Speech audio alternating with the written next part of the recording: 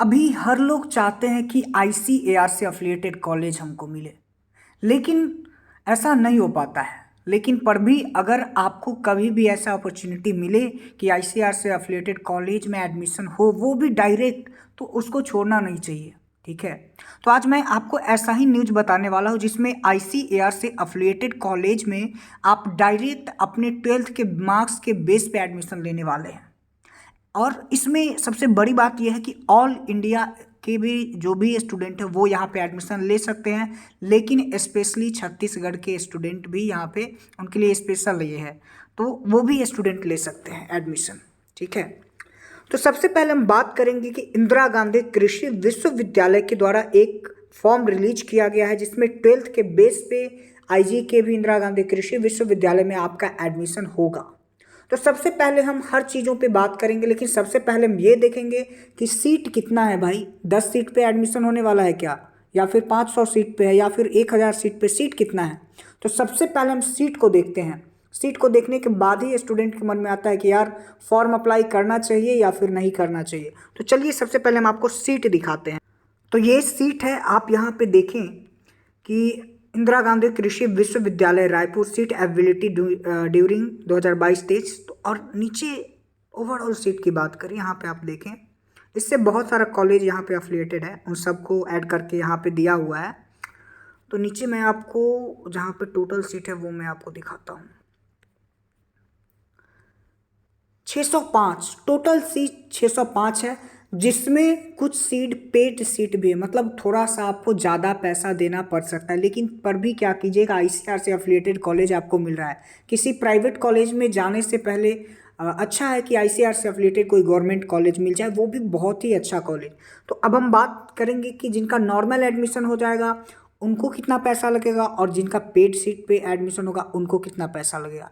पैसे की बात कर लेते हैं। तो हम आपको बता दें कि बीएससी एग्रीकल्चर में एक साल में 2 सेमेस्टर होता है। ठीक है, तो अगर आपका गवर्नमेंट कॉलेज डायरेक्ट आपका ये हो जाएगा तो इसमें 8,630 रुपया एक साल में आपको लगेगा।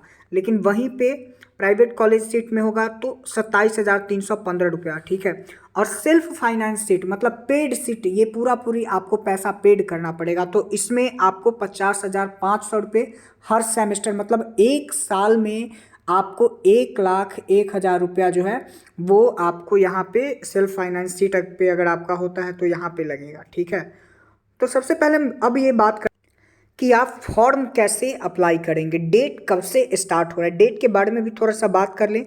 फिर हम आगे रूल रेगुलेशन के बारे में भी पूरा डिटेल में इस वीडियो में बात करेंगे। इसका एक मैं छोटा सा वीडियो पहले बना चुका हूं, लेकिन ये वीडियो थोड़ा सा बड़ा होगा, डिटेल में होगा, हर इन्फॉर्मेशन इसमें इंक्लूड किया जाएगा। तो चलिए अब हम डेट के बारे में बात करते हैं।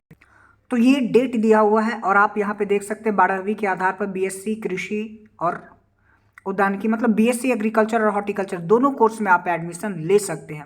तो यहाँ पे सबसे पहले हम ज़्यादा डेट नहीं देखेंगे, स्टार्टिंग का ही हम देखेंगे। ठीक है, क्योंकि वीडियो बहुत लंबा हो जाएगा। काउंसलिंग में भाग लेने के लिए फॉर्म अप्लाई करने का मतलब जो रजिस्ट्रेशन भी आपको करना पड़ेगा, और अपना डॉक्यूमेंट यानी कि मार्कशीट वगैरह भी आपको अपलोड करना पड़ेगा। तो उसका डेट 1/10/2022 से लेके 15/10/2022 तक रात के 11:30 तक आप ये रजिस्ट्रेशन कर सकते हैं।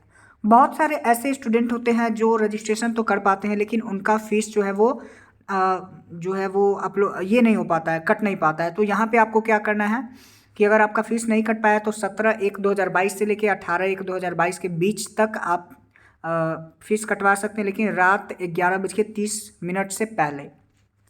ठीक है, उसके बाद ऑफलाइन दस्तावेज सत्यापन हेतु भी आपको बुलाया जाएगा 9/10/2022 से 21/10/2022 के बीच में। ठीक है, और बाकी ये बहुत डिटेल में है, डेट सब दिया हुआ है। तो इस तरह से आप लोगों का एक चीज़ बता दूं कि इसमें क्या होगा, बहुत सारे स्टूडेंट ऑल इंडिया से फॉर्म अप्लाई करेंगे, जिसमें स्पेशली एक चीज़ बता दूं कि जो छत्तीसगढ़ के स्टूडेंट हैं उनसे सीट बच जाएगा, तभी ऑल इंडिया वालों को मिलेगा। ठीक है, तो अगर सीट बच जाता है तब ऑल इंडिया वाले स्टूडेंट को मिलेगा।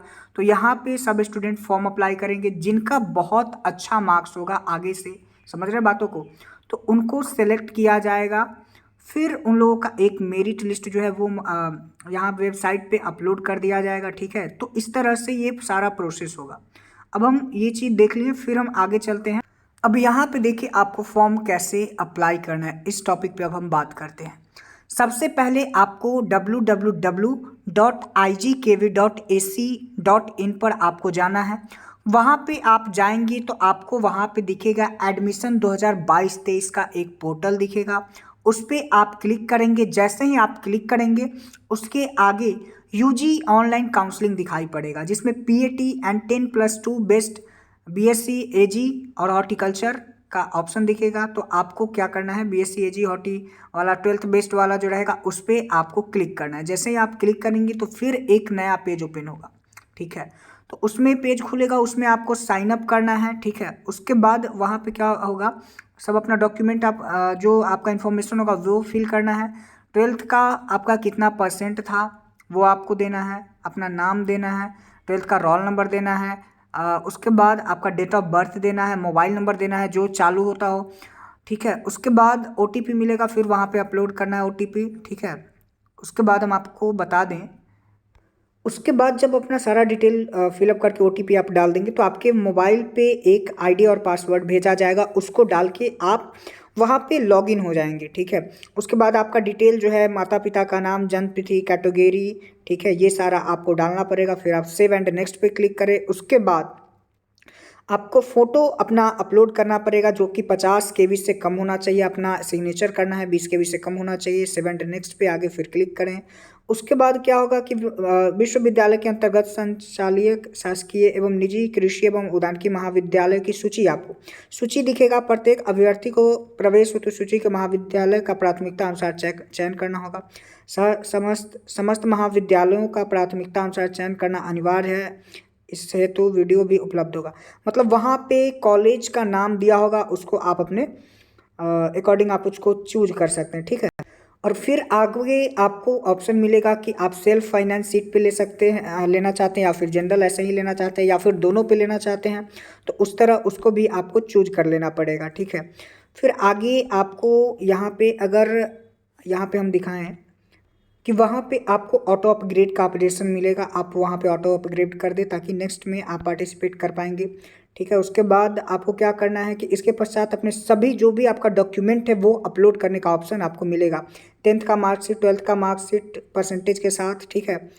पीएटी मार्कशीट, अस्थाई जाति प्रमाण पत्र, अन्य पिछड़ा वर्ग हेतु आपका जो भी डॉक्यूमेंट यहाँ पे दिया हुआ है सारा डॉक्यूमेंट आपको अपलोड करना पड़ेगा, ठीक है, जो इसका साइज है उसके अकॉर्डिंग। उसके बाद हम ये देख लें कि आपका जो इनकम सर्टिफिकेट होगा वो 2021 से अधिक पुराना नहीं होना चाहिए, ठीक है। उसके बाद आगे हम आए, यहाँ पे अभ्यर्थी द्वारा आवेदन फॉर्म में जिस वर्ग एवं श्रेणी ओबीसी एससी एसटी पीएच, मतलब जो भी आप फॉर्म को भरा है वही श्रेणी काउंसलिंग के सभी चरणों में मान्य होगा। मतलब फॉर्म अप्लाई करते वक्त आपने अपना जो कैटेगरी डाला आगे वही कैटेगरी आपके लिए मान्य होगा। ऐसा नहीं अगर आप ओबीसी से आते हैं लेकिन फॉर्म अप्लाई करते वक्त आपने ओबीसी कैटेगरी नहीं डाला, आप जनरल कैटेगरी ही डाल के छोड़ दिए, तो आप आगे के लिए ओबीसी कैटेगरी के लिए आगे आप पार्टिसिपेट नहीं कर पाएंगे, फिर आप जनरल का जनरल में ही रह जाएंगे, ठीक है। उसके बाद सेव एंड नेक्स्ट पे क्लिक करना है। एडिट बटन का ऑप्शन मिलेगा, अगर कुछ गलती हो तो आप वहाँ पे क्लिक करके सही कर सकते हैं। फिर फाइनल सर्टिफिकेट करना फाइनल सबमिट आपको करना पड़ेगा। अब हम पैसे की बात करें कि कितना फीस लगता है, तो जनरल और पिछड़ा वर्ग के जो भी स्टूडेंट आते हैं उनके लिए 500 रुपये, अनुसूचित जाति अनुसूचित जनजाति के लिए 300 रुपये निर्धारित किया गया है, ठीक है। काउंसलिंग का जो फीस है वो आपको केवल ऑनलाइन माध्यम से जमा किया जाएगा, यूपीआई नेट बैंकिंग के माध्यम से आप जमा कर सकते हैं, ठीक है। और उसके बाद आपको एक रिसिप्ट मिलेगा, ठीक है। उसके बाद अनसक्सेसफुल इनकम में से दिया तो पुनः पेमेंट करना आवश्यक होगा। अगर अनसक्सेसफुल पेमेंट दिया जाएगा, लिख देगा, तो आपको पुनः पेमेंट दोबारा करना पड़ेगा। देखिए, ऑनलाइन फीस का भुगतान कर देने के पश्चात अभ्यर्थी अपने पंजीयन फॉर्म में आवश्यक सुधार पंजीयन तिथि के पूर्व कर सकते हैं। मतलब एक डेट है जिसके पहले आप वो एडिट अपना कर सकते हैं। तो ये सारा डॉक्यूमेंट का जो इन्फॉर्मेशन था वो आप लोग को यहाँ पे दिया हुआ है। फिर क्या होगा कि काउंसलिंग होगा। काउंसलिंग होगा तो उसमें आपको सारा डॉक्यूमेंट का यहाँ पे आप देख लीजिए कि पंजीकरण के पश्चात जब आप रजिस्ट्रेशन कर लेंगे उसके बाद जो भी स्टूडेंट पंजीकृत अभ्यर्थियों का दस्तावेज सत्यापन हेतु इंदिरा गांधी कृषि विश्वविद्यालय रायपुर में आकर निर्धारित तिथि को सारे डॉक्यूमेंट का सत्यापन करवाना होगा। मतलब एक डेट निर्धारित किया गया है, उस डेट पे आपको जाकर अपना डॉक्यूमेंट वेरिफिकेशन करवाना पड़ेगा। डॉक्यूमेंट वेरिफिकेशन के बाद आपको देखें तो जो सारा यहाँ पे डॉक्यूमेंट दिया हुआ है तो वो सारा लेके आपको वहाँ पे होना होगा। अगर आप फर्स्ट राउंड काउंसलिंग में वहाँ पे नहीं पहुँच पाते हैं तो आपको सेकेंड राउंड में पार्टिसिपेट आप नहीं कर पाएंगे। तो ये हो गया। उसके बाद प्रोविजनल मेरिट रैंक, उसके बाद आपका जो ऑल ओवर रैंक जो प्राप्त होगा, ठीक है, मेरिट रैंक जो है वो वेबसाइट पे अपलोड कर दी जाएगी, ठीक है। उसके बाद हम बताएं, उसके बाद जिनका अच्छा सीट होगा उनको सीट आवंटित कर दिया गया जाएगा। उसके बाद जिसका अगर सीट बहुत अच्छा, जिसका अगर रैंक बहुत अच्छा नहीं आया हो, ठीक है, मार्क्स के बेसिस पे ही हो रहा है, तो उसमें जिसका रैंक जो उतना अच्छा नहीं आया हो तो उसका क्या होगा कि फिर वो अगले राउंड में पार्टिसिपेट कर पाएंगे, और पार्टिसिपेट तभी कर पाएंगे जो फर्स्ट राउंड में अगर पार्टिसिपेट किए हों तभी वो सेकेंड राउंड में पार्टिसिपेट कर दिए जाएंगे। और किसी भी स्टूडेंट को अगर कॉलेज अलॉट हो गया है, ठीक है, और वो कॉलेज में एडमिशन लेना चाहता है तो कन्फर्मेड अलॉट सीट उसको करना पड़ेगा, अलॉटेड ऑप्शन को चयन करना पड़ेगा। उसके बाद कन्फर्मेड लेटर जो आपको होगा वो प्रिंट करना पड़ेगा फी पेमेंट करके। ऐसे अभ्यर्थी जिन्हें सीट महाविद्यालय आवंटित हुआ है उन्हें लॉगिन करने के बाद फर्स्ट राउंड काउंसलिंग लिंक को क्लिक करने पर उसमें एडमिशन फ़ी, जब आपको कॉलेज अलॉट हो जाएगा तो आपको ऑनलाइन फ़ी पेमेंट करना पड़ेगा, ठीक है।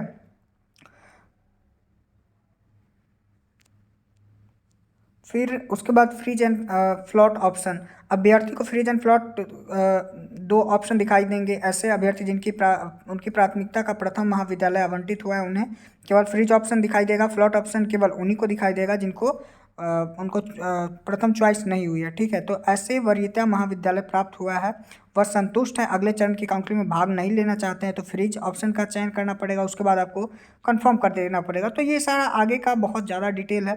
तो इस तरह का प्रोसेस है। उम्मीद करते हैं ये वीडियो आप लोगों के लिए हेल्पफुल रहा होगा। मैंने लगभग चीज़ों को इसमें कवर कर दिया। और आप लोग को फॉर्म अप्लाई करना है तो उस वेबसाइट का लिंक मैं वीडियो के नीचे डिस्क्रिप्शन में दे दिया हूँ। आप लोग यहाँ पार्टिसिपेट कर सकते हैं, और बहुत ज़्यादा फ़ी भी नहीं है, ठीक है। 300 और 500 फ़ी है। 300 ऐसे जनरल वालों का और रिजर्वेड वालों का 500 है। तो आप यहाँ पे पार्टिसिपेट कर सकते हैं, एक अपॉर्चुनिटी है। वैसे आप प्राइवेट कॉलेज में भी एडमिशन पेड सीट पे ही लेते हैं तो आपको 50,000 के आसपास तो मिनिमम पड़ेगा, 50,000 से ज़्यादा ही पड़ेगा ईयरली।